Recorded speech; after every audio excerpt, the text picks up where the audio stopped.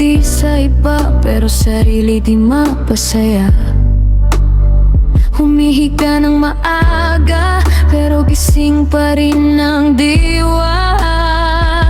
Hindi ko na alam kung anong pahinga ba ang tama.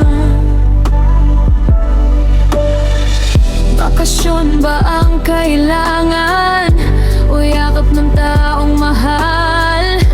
Tuluyan bang mawala muna o may makinig lang sa iyak? Hindi ko alam kung anong klaseng pahinga ang kailangan. Tutulog pero pagising pagod pa rin ang nararamdaman. Tahimik ang paligid pero maingay ang isipan.